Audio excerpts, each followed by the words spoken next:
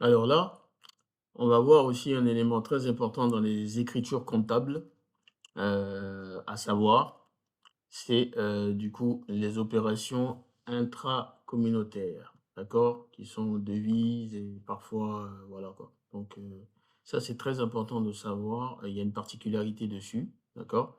Donc en gros, c'est les échanges intracommunautaires. Donc en gros, c'est les achats et les ventes avec les pays membres de l'Union européenne, en gros. Ce qui va changer, en fait, ici, c'est juste le traitement de la TVA et les numéros de compte.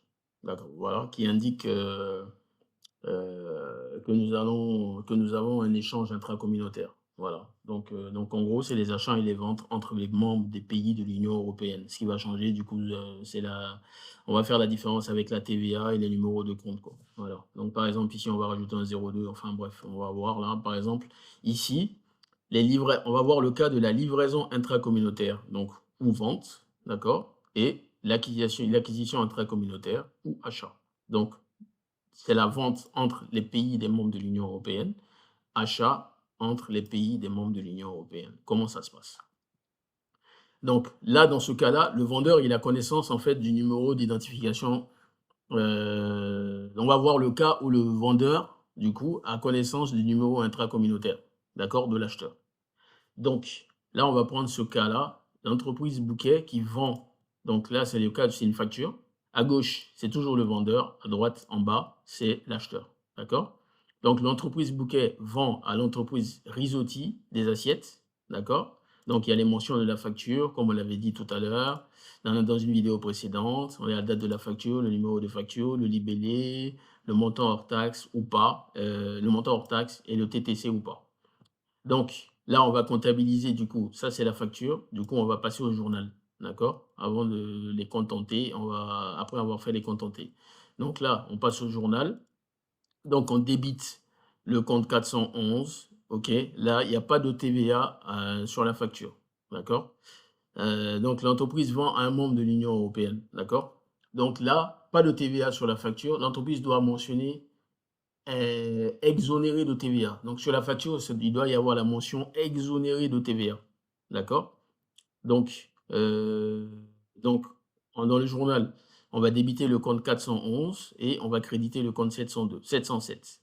Par contre, il ne faut pas oublier de mettre 02 à la fin de chaque compte, que ce soit compte de produit ou le compte 411, pour que on sache que c'est un client de l'Union européenne. D'accord? Voilà. Et là, pour savoir, on met 0,2 ici sur la vente pour savoir que c'est une vente à l'Union européenne, en fait. Voilà. Donc, pas de TVA lorsque le vendeur a connaissance du numéro d'identification de la TVA. OK. Ensuite, le cas où le vendeur ne dispose pas donc, de numéro d'identification à la TVA intracommunautaire de l'acheteur. Dans ce cas-là, on va enregistrer la TVA. D'accord? Donc là, pareil, on reçoit la facture. L'entreprise Bouquet vend à l'entreprise Diallo.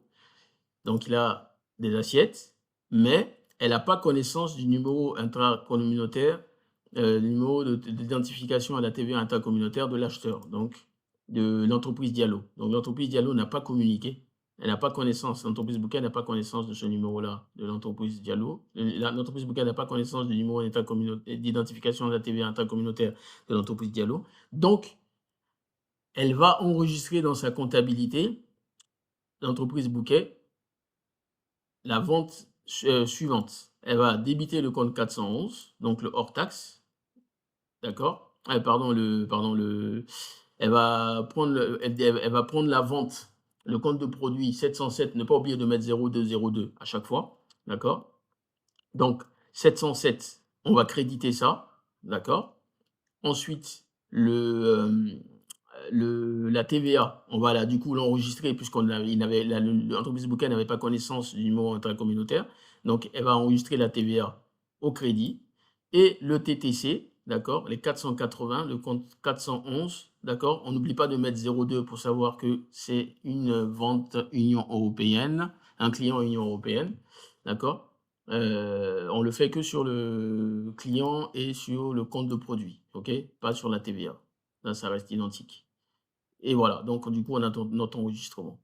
Et là, maintenant, quand on passe aux acquisitions intracommunautaires. Donc, c'est les acquisitions de biens en provenance de pays membres de l'Union européenne. Donc c'est soumis à la TVA française. D'accord?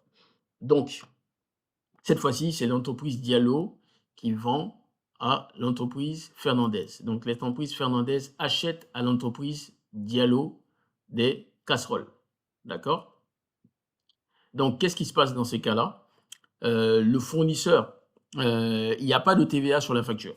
Donc, comme on peut bien le constater, d'accord? Il n'y a pas de TVA sur la facture qu'on reçoit. Donc l'entreprise Fernandez va procéder elle-même à l'autoliquidation de la TVA. C'est-à-dire qu'elle va elle-même calculer la TVA. D'accord? Donc, le fournisseur facture le hors-taxe. Et si notre entreprise, donc du coup, a bien communiqué le numéro d'identification de la TVA, donc ici, notre fournisseur, alors la TVA sera calculée en France. D'accord? Donc la TVA sera due et déductible. Par contre, si le fournisseur n'avait pas notre numéro d'identification de TVA, donc il aurait facturé de la TVA et cette TVA n'aurait pas été déductible pour nous. Voilà. Donc ici, l'enregistrement au journal se passe ainsi. On reçoit la facture du coup en hors taxe et là, on enregistre de cette façon-là. Donc ici, le compte de charge dans l'entreprise finlandaise, le compte de charge 607, donc on met bien ici 0,2, d'accord? Comme tout à l'heure, les ventes, on a mis 0,2, d'accord? Donc, on met les 1000 hors taxe ici, la TVA au débit, donc on débite les deux ici.